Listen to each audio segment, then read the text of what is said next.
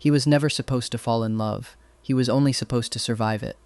Adrian Blackwood woke up inside a stranger's body, inside a story that had already decided how he would die, murdered by the very children he was ordered never to love. He played the part perfectly.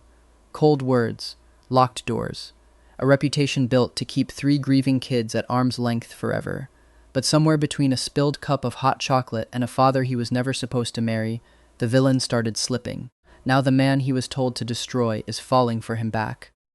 So why does the story still insist he has to die for it? Stay with us, because the answer might just rewrite the ending. Settle in, because we're about to introduce you to Julian Hart, the cruel stepfather who somehow ended up losing every argument to a 9-year-old and winning over the coldest heart in Newport in the process. If you've ever been mistaken for the villain, just because you were the only one who bothered to enforce bedtime, tell us about it in the comments below. Adrian Blackwood, 34, a marketing director from Providence, Rhode Island, who choked on nothing more dramatic than a fishbone during an office lunch and simply never woke up. Blunt, stubborn, allergic to injustice. About to become someone he never asked to be. The last thing Adrian remembered was the taste of clam chowder and the sound of his own heartbeat stopping like a dropped phone call. The first thing he saw after that was a crystal chandelier, swinging very slightly, as if someone had just slammed a door somewhere in the house. The second thing he saw was a 9-year-old boy standing over the bed, holding a silver letter opener like he was doing long division in his head. How much force, what angle, how many witnesses? Adrian blinked. The boy blinked back, unbothered, the letter opener catching the morning light like it belonged in his hand. Then a voice cracked open inside his skull, bright and entirely too cheerful for the situation. Welcome, host. You have successfully transmigrated into the Bennett Requiem, a critically acclaimed Omegaverse tragedy, currently ranked 3 on the Fablecraft bestseller charts. Adrian groaned. Please put me back, request denied. Also, you should probably deal with the child holding a weapon. Dad said Omegas cry when they skip their suppressants, the boy said, tilting his head. You're just staring at the ceiling. Are you broken? 10? Adrian guessed, voice raw, 9 3/4, too young for murder charges. Put the letter opener down, please. The boy, sharp-eyed, dark-haired, entirely too calm, lowered it slowly, like he was doing Adrian a favor he'd regret. A translucent screen bloomed in the air where only Adrian could see it. Character assign, Julian Hart, 28, Alpha. The ice-hearted stepfather, canon ending, murdered by his own stepsons, age 41, in the west wing of the Bennett estate. Comrie adjectives, maintain the cold, controlling persona. Accumulate villain points, prevent emotional attachment to the Bennett children. Survive to task completion. Reword, return to original timeline. Adrian stared at the words until they blurred. Murdered by whom, exactly? The screen helpfully produced 3 small illustrated silhouettes. A teenager, a boy, and a tiny girl, each holding something faintly threatening. Your future killers. Isn't that fun? Fantastic, Adrian muttered, right as the bedroom door opened without a knock. Elijah Bennett, 37, Omega, heir to the Bennett Hotel Group and the only surviving Bennett of his generation, still living on Newport's cliff walk. Sharp collarbones, sharper mouth, and the particular stillness of a man who has already decided the worst has happened, and is simply waiting to be proven right. He didn't look at the boy with the letter opener. He didn't look surprised at all. He looked at Adrian the way a man looks at a stain on a very expensive rug. You fainted at breakfast yesterday, Elijah said, voice flat as a closed door. I'd ask if you're unwell, but I suspect you'd lie either way. Adrian dug through the memories now surfacing in his borrowed head, fragmented, secondhand, like reading someone else's diary through frosted glass. Julian Hart, 30, wealthy, restless, agreed to marry a grieving widower for reasons the old Julian had never bothered explaining to himself. Cold by nature, cruel by the story's design. I died yesterday, Adrian said honestly, because he hadn't yet learned to lie in this life. Elijah's expression didn't move. You had a panic attack. It happens to be the same thing, apparently, in your case. What a warm household, the spirit cackled somewhere behind Adrian's left ear, invisible to everyone but him. You left a 9-year-old alone in a room with an unconscious adult and a letter opener, Adrian said before he could stop himself. Something flickered in Elijah's eyes, gone almost instantly. Theo wouldn't have used it. Probably. He turned toward the hallway. I have a board meeting at 9. Try not to die again before lunch. Do you even know your own son's face anymore? The words left Adrian's mouth before his brain caught up, sharp as a slap in the sudden silence. Elijah stopped in the doorway. For one terrible second, the whole room seemed to hold its breath, the chandelier still swaying faintly overhead. "They're not children who need knowing," Elijah said quietly, each word set down like a stone. "They're children who need to survive me leaving eventually. There's a difference." Then he was gone, footsteps fading down a hallway that smelled, Adrian would later learn, permanently of old money and unopened mail. "Oof," said the spirit. "Host, I don't think that was in the script. I don't think this family has ever needed a script," Adrian thought back grimly. "I think they've needed a fire extinguisher." Pip, a fate spirit assigned by an administrative body Adrian would only ever know as the narrative office. Roughly the size of a hummingbird when it bothered to take shape, mostly a voice, occasionally a floating blue spark with an attitude problem. "You're doing this wrong already," Pip announced as Adrian sat up, testing Julian's unfamiliar too long limbs. "Step one of being a villain is not defending the children from their own father." He said something horrible. He said something true, according to the plot outline. Aiden becomes a hedge fund shark who launders money through 3 states. Theo runs half the East Coast's black market by 22. Nora, the 5-year-old, is going to run a criminal empire? Poison, mostly. Very refined. People will pay a great deal not to sit next to her at dinner. Breakfast, when Adrian finally made it downstairs in a borrowed silk robe that fit like a costume, was a masterclass in silence. 3 children sat at a table built for 20, backs straight, eyes down, like they were being graded on stillness. Aiden Bennett, 14, the eldest, already carrying his shoulders like a much older man's regrets, watched Adrian the way you watch a storm cloud you can't outrun. Theo Bennett, 9, the letter opener boy, restless hands, a fresh bruise blooming along one knuckle he kept tucking under the table. Nora Bennett, 5, small enough that her chair had to be stacked with 2 cushions, gripping her spoon in both fists like it might be confiscated. A housekeeper hurried past with a tray, caught the corner of the table, and a full cup of hot chocolate went straight down the front of Nora's dress. The little girl flinched so hard her chair scraped backward, small shoulders curling in, already bracing. "I'm so sorry, Miss Nora, I'm so sorry." The housekeeper babbled, dabbing frantically at the stain with a napkin, while Nora sat frozen, eyes wide and wet, waiting, actually waiting, to be punished for someone else's spilled drink. Something old and ugly turned over in Adrian's chest, 34 years of a completely different life rising up all at once.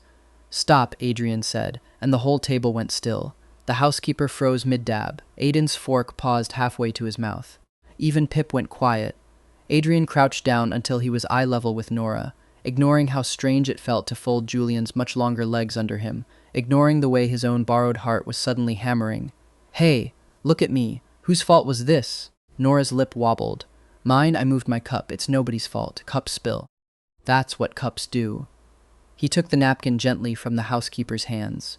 "You're going to go upstairs, change, and come back down. And you," he looked up at the housekeeper whose face had gone pale, "you're going to bring her a fresh cup. And nobody in this house is going to apologize for existing near hot chocolate ever again. Are we clear?" Nobody answered right away. Nora stared at him like he'd started speaking a language she'd only heard in fairy tales. "Are we clear?" Adrian repeated, softer this time. "Yes, sir," the housekeeper breathed and fled. "Warning," Pip said, sounding genuinely alarmed. "Host, that was tenderness. That was the opposite of villainy. I felt it happen. I have it on a chart. Log it however you want." Nora slid off her chair, walked around the table with the deliberate care of someone crossing a frozen pond, and wrapped both small arms around Adrian's leg. "Thank you," she whispered into his knee. Across the table, Aiden had gone very still, watching. Theo had stopped chewing entirely. Adrian cleared his throat, suddenly aware of 3 pairs of eyes and one invisible bookkeeping spirit, all watching him fumble through the single kindest thing anyone in this house had apparently done for these children in longer than he wanted to think about. "Go change your dress," he said gruffly, patting the top of Nora's head like he wasn't sure it was allowed. "You're dripping cocoa on my floor now, and I will make you clean it." Nora giggled, actually giggled, a small bright sound that didn't fit the enormous cold room at all, and ran off. "Dark points," Pip announced weakly. +1, I suppose, for threatening cleanup duty. But host, that entire performance was 90% visible affection and 10% threat. This is not going well for either of our objectives. Aiden was still staring at him from across the table, something unreadable working behind his eyes. "You've never spoken to the staff like that before," he said quietly. "It wasn't a question. Things change," Adrian said, and reached for the coffee, hoping his hands weren't shaking as badly as they felt. They were 20 minutes into an awkward, silent breakfast, the 20% mark of a very long story, though Adrian had no way of knowing that yet, when he understood, with the particular clarity of a man watching his own life rearrange itself, that he was already in far too deep to ever play this role correctly. Weeks folded into each other after that, each one stranger than the last. Adrian discovered that Newport society ran on gossip the way engines ran on gasoline, and that Julian Hart's reputation had apparently curdled overnight from distant to tyrannical in exactly the way the narrative office wanted. When Theo punched a classmate hard enough to chip a tooth, Adrian didn't yell. He sat the boy down at the kitchen island, arms crossed, and said, "You lost." Theo's head snapped up. "I hit him first." "You hit someone twice your size in front of 6 witnesses and got caught. That's not winning, that's advertising." Adrian slid a bag of frozen peas across the counter. "Next time, don't get caught, and don't throw a punch over nothing." "It wasn't nothing," Theo muttered, pressing the peas to his knuckles. "He said Dad only married you because nobody else in Newport would take 3 kids and a dead man's mortgage." The room went very quiet. Somewhere in Adrian's chest, something cracked clean through. "Host," Pip whispered, "your pulse just did something concerning. He's still wrong to say it in front of you," Adrian said evenly, forcing his voice level. "But you're going to learn to make people regret things without leaving marks. That's a far more useful skill." He paused. "Also, ice your hand before dinner next time, or your father's going to ask questions I don't want to answer for you." Theo looked at him for a long moment, like he was recalculating something. "You're not going to tell him?" "Tell him what? That you're clumsy with frozen peas? I have no idea what you're talking about." The boy's mouth twitched, not quite a smile, but close enough that Pip made a small strangled noise of distress. Dark points. Technically, for encouraging violence avoidance through deception, the spirit tried weakly. "I'm reaching." "I know I'm reaching." Aiden's turn came a few nights later, when Adrian found him hunched over textbooks at 2 a.m, eyes bloodshot, a mug of cold coffee going stale by his elbow. Adrian didn't say anything at first, just walked over, closed the textbook, and picked it up. "Hey," Aiden started, "you look like something that crawled out of the harbor. Go to bed. I have an exam Friday. You'll fail it worse exhausted than you would rested. Go to bed, Aiden." Adrian tucked the book under his arm like a weapon he had every intention of using. "I'll wake you at 6. We'll go over it together before school if it matters that much to you." Aiden blinked at him, and for a moment the 14-year-old mask of composure slipped entirely, revealing something much younger and much more startled underneath. "Nobody's ever offered to help me study before," he said, quiet enough that Adrian almost missed it. "Dad's always." He stopped himself. "Busy," Adrian finished, not unkindly. "I know. Go to bed. We'll fix the exam problem. We can't fix the other one tonight." A week after that, Adrian found himself reorganizing Nora's medicine cabinet at 9 at night, squinting at a prescription label under the bathroom light because something about the dosage had been nagging at him since dinner. "You're doing the villain thing wrong again," Pip observed, drifting near the mirror. "Cruel step-parents don't usually audit pediatric pharmacies. This says 200 milligrams. She's 5, not 50. Adrian turned the amber bottle over in his hand. Memory, his own, the real one, the marketing director who still remembered his mother's arthritis meds one, snagging on the number like a fishhook. This would sedate an adult. The bedroom door opened without a knock, which by now Adrian had learned meant exactly one person. "You're going through her medicine cabinet," Elijah said, arms folded in the doorway, something wary sharpening his voice. "Why? Who prescribed this?" "Dr. Whitfield. He's treated this family for 15 years, a beat. Why?" "Because 200 milligrams for a 38-pound child isn't a dosage. It's a mistake somebody should have caught years ago." Adrian held the bottle out. "Look at it yourself." Elijah crossed the room and took it, and Adrian watched something cold and dangerous move across his face as he read the label. The particular, terrifying stillness of an Omega parent doing math he desperately didn't want to be doing. "He's been her pediatrician since she was born," Elijah said, voice gone very quiet. "Then he's had 5 years to get it right, by morning, doctor." Whitfield's name had been struck from every account the Bennett family held on the entire East Coast, and Elijah spent the better part of 2 hours on the phone with a specialist out of Providence, jaw tight, knuckles white around the receiver, while Adrian sat with Nora on the kitchen floor building an unnecessarily elaborate blanket fort, just to keep her from noticing how frightened her father was. "You knew," Elijah said afterward, standing in the kitchen doorway, once the specialist had confirmed everything and prescribed something considerably safer. He looked at Adrian like he was trying to solve an equation that kept changing variables. "How did you know to even look? I pay attention," Adrian said simply, echoing himself from weeks before, and this time Elijah didn't argue the point at all. The Academy's autumn evaluation arrived a month later, an event Julian's old memories flagged as something the original the original Julian, had always avoided, on the grounds that Newport's wealthiest parents were, without exception, insufferable.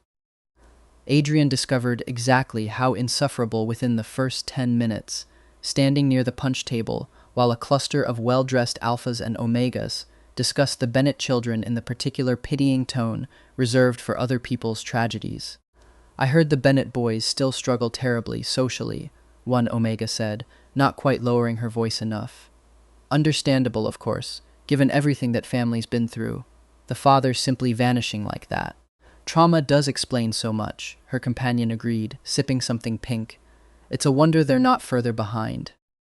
Across the room, Adrian watched Aiden's jaw tighten, watched Theo's hands curl into fists at his sides, watched Nora, small and silk-dressed, shrink half a step closer to her brothers. "Oh, absolutely," Adrian said, sliding smoothly into the conversation before either boy could do something they'd regret. Both women startled, clearly not expecting to be overheard. "Which is exactly why it's so remarkable they're outperforming your children academically despite it." Silence dropped over the small circle like a piano through a window. "I'm sorry," the first woman said, color rising in her cheeks. "Aiden's carrying the top mathematics scores in his year. Theo's reading 2 grades ahead. I simply meant," Adrian continued, smile pleasant, tone razor-edged, "that children who succeed despite real hardship are considerably more impressive than children handed every advantage and still managing only average. But please continue. I find this fascinating." The women excused themselves with considerable haste. Theo made a strangled sound that might have been a laugh he was trying to swallow. Aiden simply stared. "You defended us," Aiden said, something almost accusatory in his voice, like he was daring Adrian to take it back. "I insulted them." "There's a difference. You insulted them while defending us. That's not the same as an accident." Semantics. Aiden studied him for a long moment, and something in his carefully guarded expression cracked open, just slightly. "You knew my math scores," he said quietly, "off the top of your head. Nobody else does." Not even. He stopped himself, but Adrian understood exactly who he meant, and exactly how long that particular absence had been sitting in the boy's chest like a stone. "Obviously, I know them," Adrian said, gruff, because he didn't yet trust himself to say anything gentler out loud in the middle of a crowded ballroom. Someone in this family should. By the time Adrian made it back to his own room that night, Pip was waiting, hovering in a small accusing circle above the pillow. "You are supposed to be raising future criminals, not a study group. They're going to be criminals either way, according to you. I'd like mine well rested." "That's not how villainy works." "Then maybe villainy needs updated guidelines," Adrian said, and fell asleep before Pip could argue further, too tired to notice that somewhere down the hall, a bedroom door that had been closed for 3 years had, for the first time, been left very slightly ajar. Elijah noticed first in small increments, the way you notice a season changing, not all at once. But suddenly, undeniably, one morning you look up and the leaves are simply gone. He noticed that Nora had started humming again, off-key and constant, a sound that used to fill the house before her first father, the one who'd left 3 years ago without so much as a note, had walked out the front door for the last time. He noticed that Theo's teachers had stopped calling. He noticed, one late evening, standing in the doorway of the study, that Aiden was laughing. Actually laughing, head tipped back, at something Julian had said while grading papers spread across the enormous mahogany desk that had belonged to Elijah's late grandfather. Elijah stood there long enough that his tea went cold in his hand.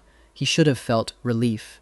Instead, he felt something far more complicated, something that tasted like fear wearing Relief's clothes, and he retreated back down the hallway before anyone noticed him standing there at all. Elijah started finding small excuses to be near the study after that. A folder that needed signing, a question about the caterer for Nora's birthday, a book he claimed to need from the shelf directly behind Adrian's desk chair. Adrian noticed. He didn't say anything, mostly because he was fairly certain that pointing it out would send Elijah retreating for another 3 weeks, and he had, against all his better judgment, gotten used to the sound of Elijah's footsteps pausing in the hallway outside his door. "You're doing it again," Adrian said one evening, not looking up from the ledger he was pretending to read. Doing what? Elijah was very studiously examining the spine of a book he had already taken down twice that week. Hovering. "I am not hovering. I live here. You live in the East Wing. You've been in this doorway 4 times since dinner." Elijah's ears went faintly pink, which Adrian found far more satisfying than he probably should have. "The children like it when you read to Nora before bed. I was simply checking, observing, hovering." Adrian said again, and this time he did look up, and something about the way Elijah stood there, caught, unable to quite finish inventing an excuse, made the whole ridiculous moment feel suddenly, quietly enormous. "Interesting," Pip observed later, floating near Adrian's shoulder while he brushed his teeth in the enormous marble bathroom. "Your husband has started rearranging his schedule. He's not my husband. Not really. He moved his office from the East Wing to right next to yours last week. That's not a business decision, host. Alphas don't nest closer to people they find replaceable. He's an Omega. I know what I said." Adrian rinsed his mouth, staring at Julian's unfamiliar reflection, sharper jaw, darker eyes than his own, a face he still hadn't fully learned to recognize as his. "He barely tolerates me." "Sure. That's why he stood in the study doorway for 11 minutes tonight, watching you help his son with algebra homework, and left before you noticed." Adrian's toothbrush stopped halfway to the cup. "He did what?" "Oh, now you're interested," Pip said, delighted. "Fascinating." There was, in fact, an entire second wave of small, domestic warfare Adrian hadn't anticipated.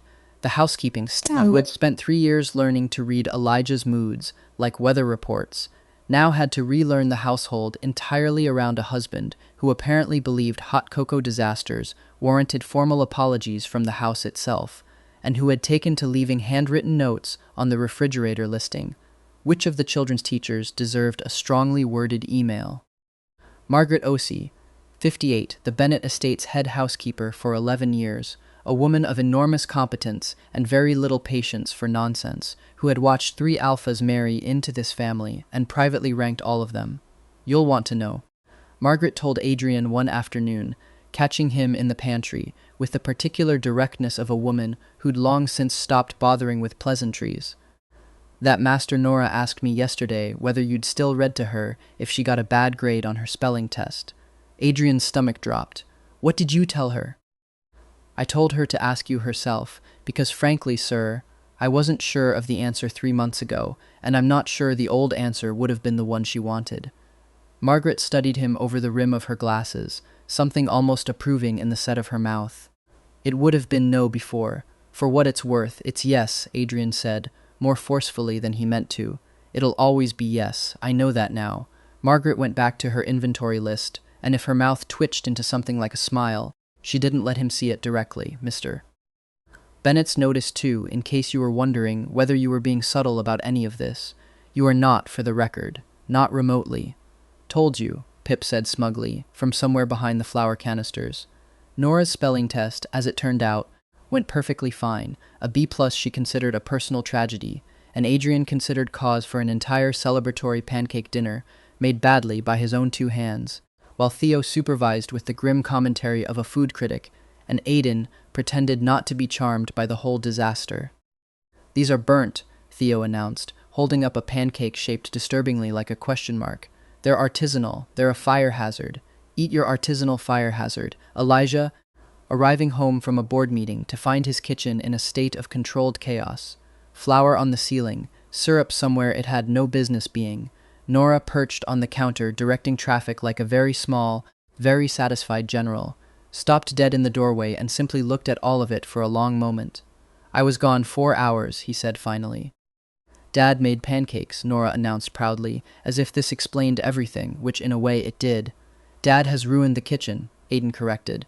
Dad has decorated the kitchen, Adrian said, flipping a pancake that landed half on the pan and half on the stovetop with a defeated hiss. There's a difference.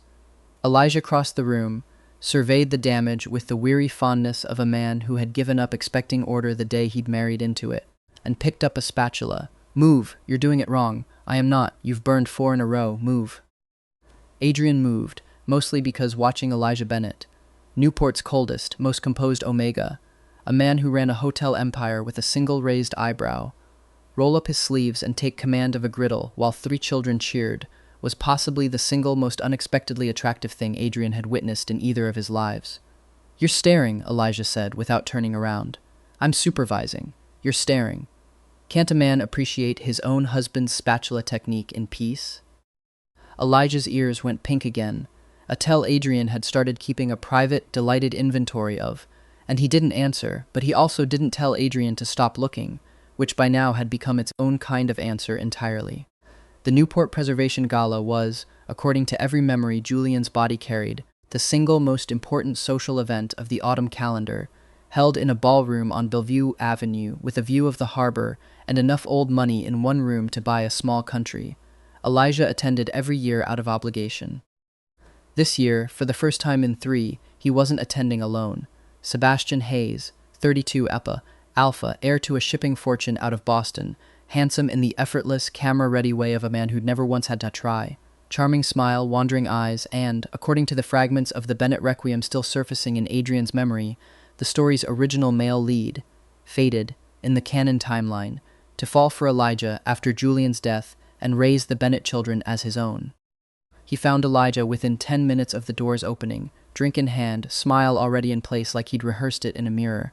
Elijah Bennett, Sebastian said, warm as sunlight. I heard rumors you'd become a recluse. They didn't mention you'd only gotten more beautiful in your absence. Oh no, Pip whispered. Wrong target acquired. Abort, abort.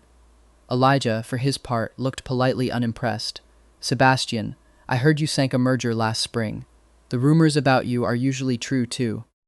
Across the ballroom, Julian's wine glass developed a hairline crack in his grip that he didn't fully register until Aiden, trailing behind him in an ill-fitting tuxedo he'd clearly been forced into, muttered, You're doing the thing with your jaw again. What thing? The thing Dad does right before he ruins someone's evening. Oh, I like this, Pip said gleefully. This is very villain-adjacent. Keep going. Adrian set the glass down before it shattered entirely, and made his way across the room with the specific, dangerous calm of a man who had absolutely no intention of causing a scene, and was therefore extremely likely to cause one. Sebastian Hayes, he said, sliding an arm, deliberate, unhurried, around Elijah's waist. I've heard a great deal about you. Sebastian's smile flickered, recalibrated, came back sharper. All bad things, I hope. Keeps a man's reputation interesting. Mostly that you enjoy other people's husbands. Adrian smiled, all teeth. I'd hate for you to waste an evening. Elijah went rigid under his arm, not pulling away, which surprised Adrian more than anything else that night. Sebastian's eyes flicked between them, reading something in the air Adrian couldn't quite name, and after a long moment he laughed, low and rueful, and raised his glass in something like surrender. Noted, Sebastian said, and drifted off toward easier company, leaving behind a silence that felt loud in a room full of orchestra music. You didn't have to do that, Elijah said quietly, not looking at him. He was going to keep circling. I dislike watching things circle. Is that what we're calling it? There was something almost like amusement threaded through Elijah's voice, buried deep under years of practice at not sounding like anything at all. Marking territory, if the label fits. Elijah finally looked up at him, and for one unguarded second, something passed across his face that Adrian hadn't seen there before. Not coldness, not composure. Just a raw, startled flicker of want he clearly hadn't meant to let show. Then it was gone, tucked away as fast as it had appeared. You're strange lately, Elijah said, echoing words Adrian hadn't yet heard him say, not knowing they'd both been circling the same realization from opposite directions for weeks. So I've been told, Adrian said, and didn't let go of his waist for the rest of the night. Diane Bennett Colfax, 61, Elijah's aunt, matriarch of what remained of the Bennett family's old Newport circle, a woman who wore disapproval the way other people wore pearls. She found them near the dessert table an hour later, expression already arranged into something politely devastating. Elijah, darling, Diane said, not sparing Adrian so much as a glance. I do hope you're being sensible this time. The last one cost this family more than money. Julian isn't Marcus, Aunt Diane. They rarely announce themselves as different in advance. Diane's gaze finally slid over to Adrian, cool and assessing, the sort of look that had likely ended careers over cocktails. And how exactly do you intend to prove yourself, Mr. Hart? Marcus made a great many promises too, as I recall. Adrian met her stare evenly, unbothered by the particular brand of old money menace she was clearly used to wielding like a scalpel. I don't intend to prove anything to you, Mrs. Colfax. I intend to be there in 6 months, and a year, and 5 years after that, whether or not you've decided to approve of it by then. That's usually how proof works. It just happens, quietly, whether anyone's watching or not. Diane blinked, visibly unprepared for a man who declined to perform for her. For a moment, something almost like respect flickered across her sharp features before she smoothed it away. Well, she said finally, we'll see. She swept off toward the string quartet, heels clicking a retreat that was, for Diane Bennett Colfax, practically a surrender. She likes you, Elijah murmured, watching her go. She threatened me with a dessert fork. That's how you know. She's never once threatened Sebastian with anything. She thinks he's charming. Elijah said the word like it tasted bad. I've always found that far more alarming than being threatened, personally. Snow came early that year, the first flurries drifting down over the cliff walk in late October, dusting the hedges white while the Atlantic churned gray and restless below the estate's back terrace. Adrian found Elijah out there after the children had gone to bed, arms braced against the stone railing, breath fogging in the cold. You'll freeze, Adrian said, coming to stand beside him. I run warm, Omega thing. A pause. You'd know that if you paid attention to things like that. I pay attention to plenty. Do you? Elijah turned his head, studying him with an intensity that made Adrian's borrowed pulse stutter. You've been paying attention to my children like a man auditioning for a part he doesn't actually want. Adrian's stomach dropped. He knows. He's figured it out. Elijah, you used to look at them like an inconvenience I'd forced into the marriage contract. Elijah's voice was quiet, careful, like he was picking his way across ice. Now Theo brings you his homework. Nora sleeps better because you leave the hallway light on. Aiden, his voice caught barely, Aiden asked me last week if you were going to stay. He's never asked that about anyone, not even me, some days. Snow caught in Elijah's dark hair, and Adrian, without entirely deciding to, reached up and brushed a flake from his temple. His fingers lingered a half-second too long against the cold of his skin. What exactly are you pretending to be afraid of? Elijah asked, so quietly it nearly disappeared into the wind. Everything, Adrian thought. That I'll be pulled back into another life before I get to finish this one. That none of this is really mine to keep. That I'll disappoint you, he said instead, which was, in its own strange way, also true. Elijah huffed out something that was almost a laugh, almost bitter, entirely too honest for a man who spent every other hour of his life guarding his own face like a locked door. You'd have to try considerably harder than you have been. He caught Adrian's hand where it still rested near his jaw, not pulling it away, just holding it there, cold fingers wrapped around warm ones. My first husband tried very hard, for the record. It took him 3 years and a great deal of money to disappoint me that thoroughly. You're behind schedule. I'll do my best not to catch up. See that you don't. Elijah's thumb moved once, slow, against the back of Adrian's hand, and for a long, snow-quiet moment, neither of them said anything else at all, standing together at the railing while the ocean roared somewhere below them in the dark. Can I ask you something? Elijah said finally, not moving his hand. Anything. Why did you never once try to kiss me, all these months? Every other version of cruel I've been told to expect from an arranged alpha husband usually starts there. His voice had gone strangely careful, almost vulnerable, stripped of its usual composure. You've had every opportunity, tonight especially. Adrian considered several answers, funny ones, deflecting ones. The kind of easy charm Julian's old memories suggested came naturally to this body. He discarded all of them. Because I wanted you to want it first, he said instead, not because it was expected of either of us. Because you chose it. Something in Elijah's face went soft in a way Adrian had never once seen it go, not in all the months of careful distance and guarded silences. That's a very inconvenient answer, Elijah murmured, and closed the last of the distance between them himself, cold lips finding Adrian's in the falling snow, brief and startled and entirely, unmistakably real. When they broke apart, Elijah's cheeks had gone faintly pink, and not from the cold. "There," he said, a little unsteady. "Chosen, are you satisfied?" "Immensely," Adrian said, and pulled him back in before either of them could think better of it. "Host," Pip said faintly, "from somewhere near the porch light, I would like it noted for the record that I saw this coming and said nothing, out of professional courtesy. You literally said something every 5 minutes. Professional courtesy has limits." The truth came out on a Tuesday of all the unremarkable days, over a dinner of overcooked salmon that nobody was eating. The weeks leading up to it had been, by any measure, the happiest Adrian could remember in either of his lives. Mornings that started with Elijah's hand, finding his under the breakfast table when he thought the children weren't looking. Evenings that ended later and later in the study with 2 glasses of wine and conversations that had nothing to do with hotels or trust funds, or any of the careful business Elijah usually hid behind.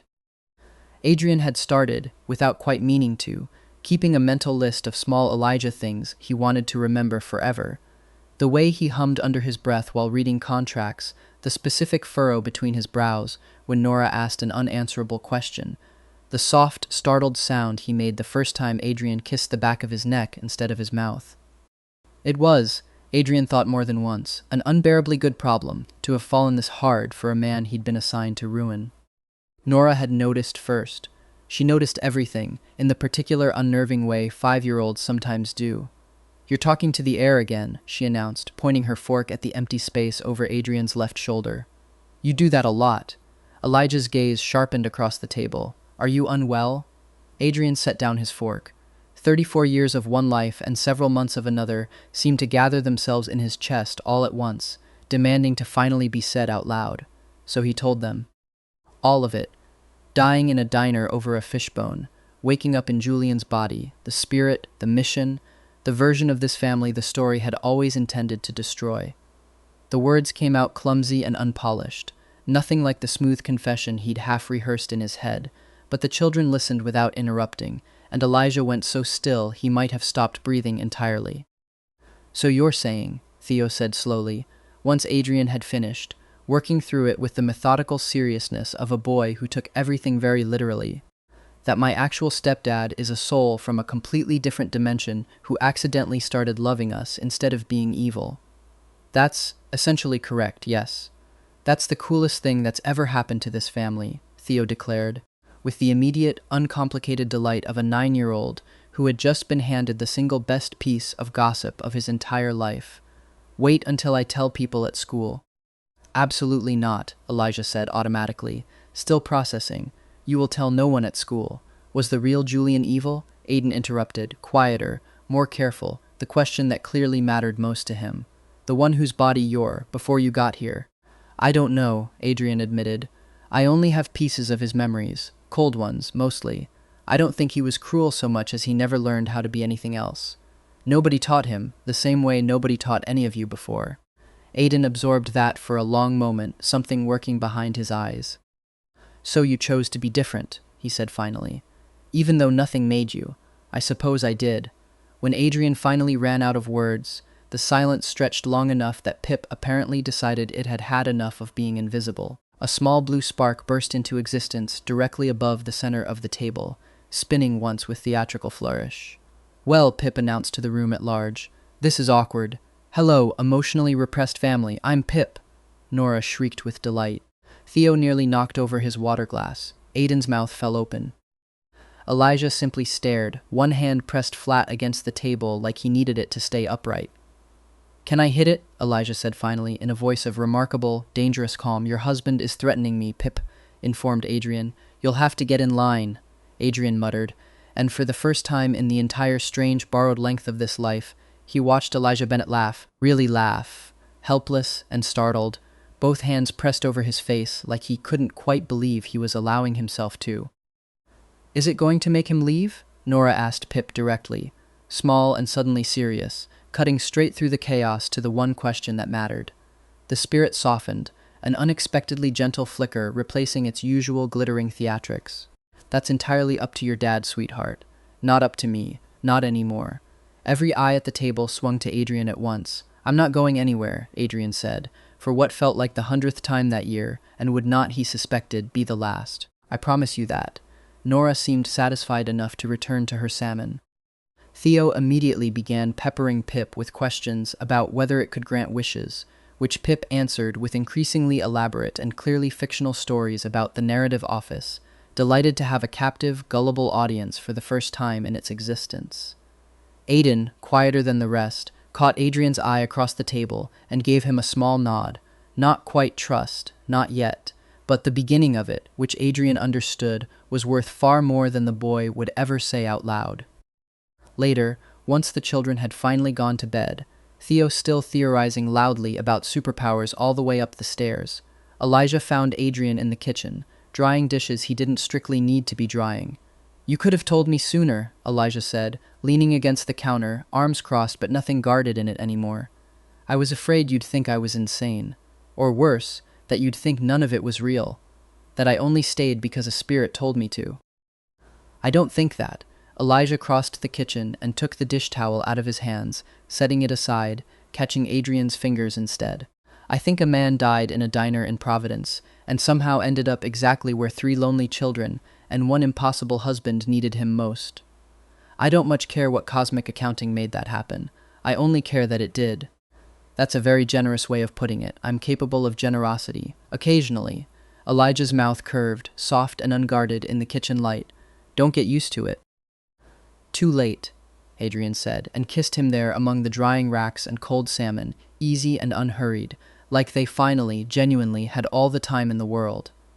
The trouble, when it came, arrived not with a car crash or a courtroom, but in the far more mundane and far more American shape of a man in an expensive coat standing on the front steps of the Bennett estate 3 weeks later, demanding to see his children.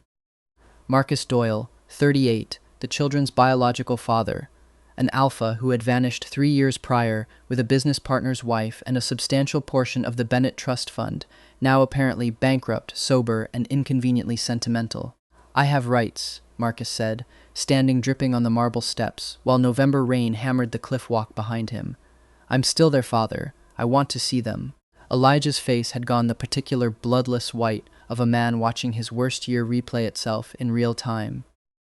"You lost the right to walk through that door the day you emptied our savings account and left a note on the refrigerator, Marcus." "I've changed. People say that." Adrian stepped up beside Elijah, deliberately, an unmistakable line drawn in the doorway. Usually right before they ask for money. Marcus's eyes flicked over him, recalculating. "And who exactly are you?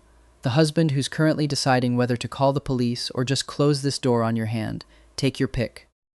Behind them, at the top of the staircase, 3 small figures had gathered without anyone noticing.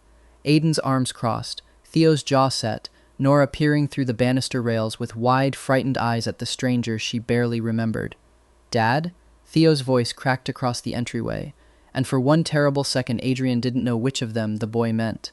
Marcus's face crumpled at the sight of his children, something almost like real grief moving across it.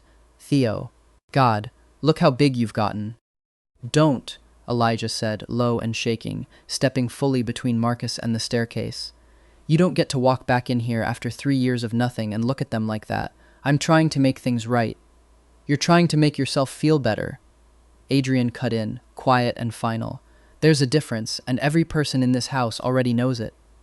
He nodded toward the rain-soaked street. "There's a car service 2 blocks from here. I'd suggest you use it, before I stop being polite about this." "You think you can just replace me?" Marcus's voice cracked, something ugly and desperate bleeding into it now. "Some alpha they barely know for a few months, and suddenly you're the father? I'm their blood." "Blood didn't teach Aiden his times tables at 2 in the morning, Adrian said, unmoved. "Blood didn't fire the doctor who nearly overdosed your daughter, because nobody bothered checking a prescription label in 5 years. Blood left. I stayed. If you'd like to argue about which of those counts as fatherhood, I'm happy to have that conversation with a lawyer instead of on a doorstep." For a long moment Marcus stood there, rain running down his collar, looking at the family he'd walked out on, gathered on the other side of a door he no longer had any claim to. His shoulders sagged, all the fight draining out of him at once, leaving behind something smaller and far more pathetic than the man who'd knocked. "I just wanted to see them," he said again, quieter now, almost to himself. Write them a letter, Elijah said, softer than Adrian expected, some old, tired grief flickering across his face before he shut it away again. If it's sincere, they can decide for themselves someday whether to answer it. That's more than you offered any of us for 3 years. It's more than you deserve tonight, honestly. Take it. Something in Marcus's face cracked at that, not forgiveness. Nothing close to it, but perhaps the first honest thing anyone had said to him in a long time. He nodded once, turned, and walked back down the steps into the storm without another word. The door clicked shut. The house exhaled. Nora came down the stairs first, small feet careful on each step, and reached up to tug at Adrian's sleeve. "Are you going to leave too?" she asked, so quietly it broke something loose in Adrian's chest. He crouched down, the way he had that very first morning, and looked her directly in the eye. "No," he said, and meant it more completely than he'd meant almost anything in either of his lives. "I'm not going anywhere." Behind him, Aiden had gone very quiet, arms still crossed, but his jaw had unclenched, and when Adrian glanced back at him, the boy gave the smallest, most reluctant nod. Not quite a thank you, but close enough that Adrian understood it as one anyway. Theo, for his part, had already migrated to Elijah's side, small hand fisted in his father's sleeve, watching the closed door like he half expected it to open again. "Host," Pip said softly, materializing beside his shoulder, voice unusually gentle. "Mission complete, as of about 4 minutes ago. Turns out, survive to task completion just meant surviving the family's worst possible day, the one the original story always let fall apart. This time it didn't. Objective failed spectacularly on every measurable point. You may return to your original world whenever you're ready." Or a pause, almost shy, entirely unlike the spirit's usual dramatics. "You could stay. The narrative office has an exception clause for this. It's rarely used. I've never actually seen anyone qualify before."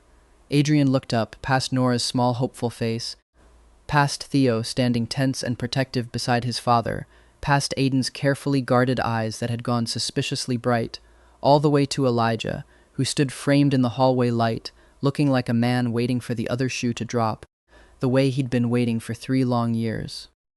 "I already decided that a while ago," Adrian said. "Why would I leave home?"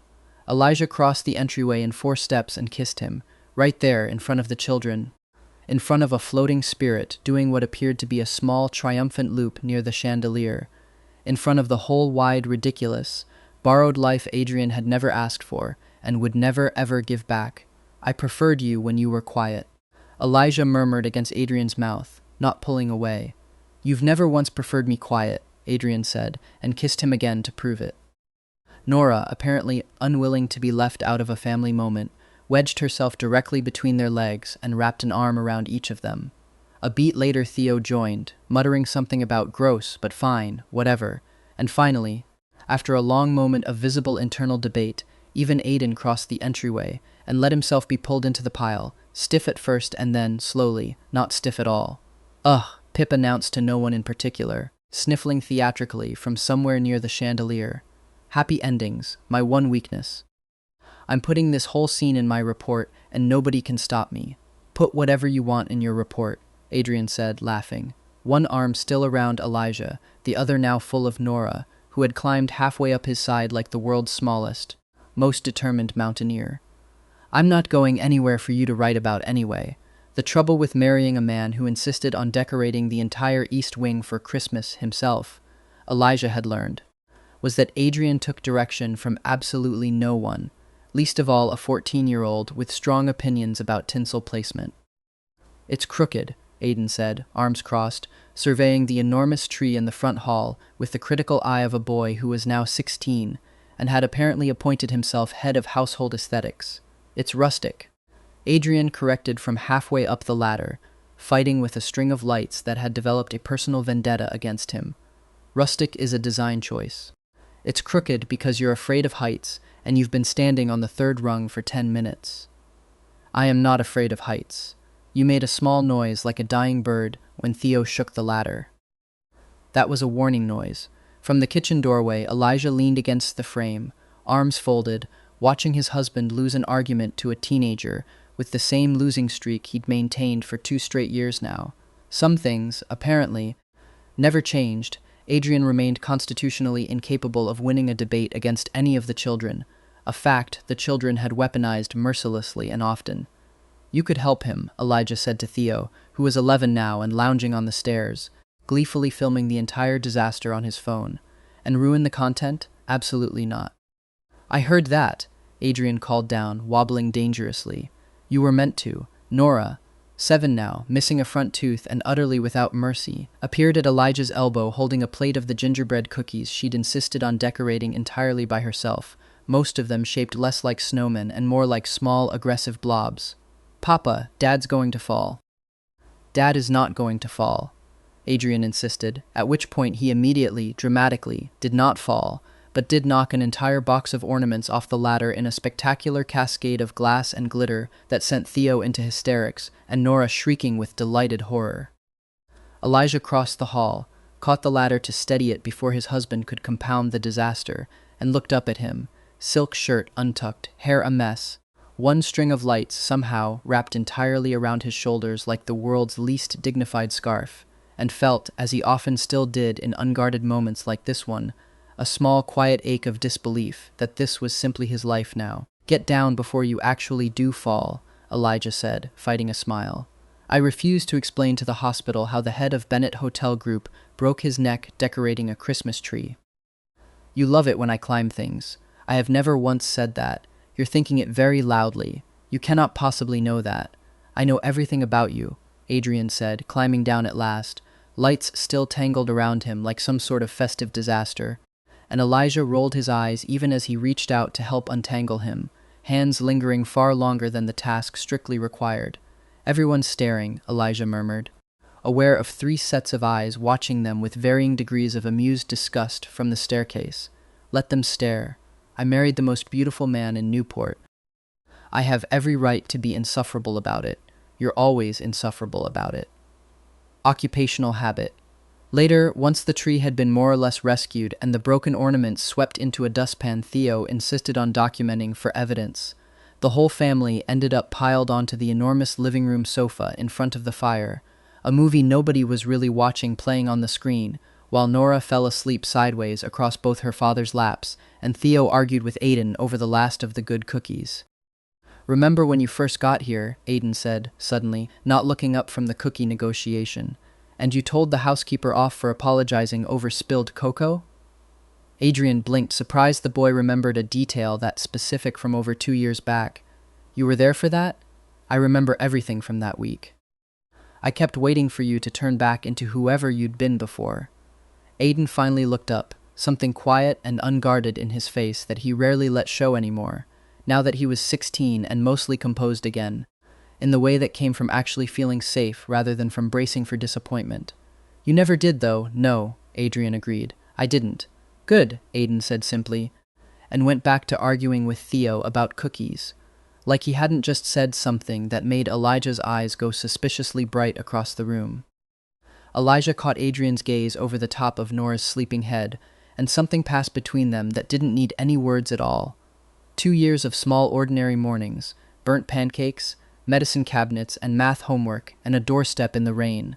All of it folding quietly into this one warm, crowded, unremarkable evening that Elijah had once thought, in his coldest years, he would never get to have again. Thank you, Elijah said softly. Once the boys had wandered off to bed and only the 2 of them remained by the dying fire, Nora finally transferred, half asleep, into Adrian's arms to be carried up. For what, exactly? For not turning back, Elijah said, echoing his son without meaning to. For staying when you very clearly could have left and nobody in this house would have been able to stop you. I never once wanted to leave, Adrian said, shifting Nora carefully against his shoulder. Not from the very first morning, if I'm honest. Even when your son was holding a letter opener like he was doing calculus about it. Elijah huffed out a soft laugh, tired and warm and entirely unguarded, the exact opposite of the composed, careful man who'd once looked at Adrian across a breakfast table like he was a stain on an expensive rug. He still keeps that letter opener on his desk, you know, as a paperweight. I think he's fond of it. Of course he is. It's a family heirloom at this point. Aunt Diane wrote last week, by the way. Sebastian Hayes got engaged to some shipping heir from Newport. Elijah's mouth curved. She seemed almost disappointed. I think she'd been holding out hope he'd wear you down eventually. He never stood a chance. No, Elijah agreed. He really didn't. Above them, near the top of the tree, a small blue spark flickered briefly into existence, watched the two of them for a moment with what might have been fondness, and then vanished again without a word. Because some things, Pip had long since decided, didn't need narrating. Some things simply got to be happy, quietly, for as long as they liked, in a house that had finally, after all its cold years, learned how to be warm. Outside, snow fell steadily over the cliff walk, dusting the hedges and the dark winter ocean beyond, while inside the Bennett Hart house, 3 children slept soundly upstairs, a fire burned low in the enormous hearth, and 2 men climbed the stairs together, hand in hand, in absolutely no hurry to be anywhere else at all. If this story gave you even one warm, fuzzy moment today, tell us about it in the comments. We genuinely read every single one. Drop a like and hit subscribe so the next story finds its way to you too. Thank you for spending this time with us. It means more than you know.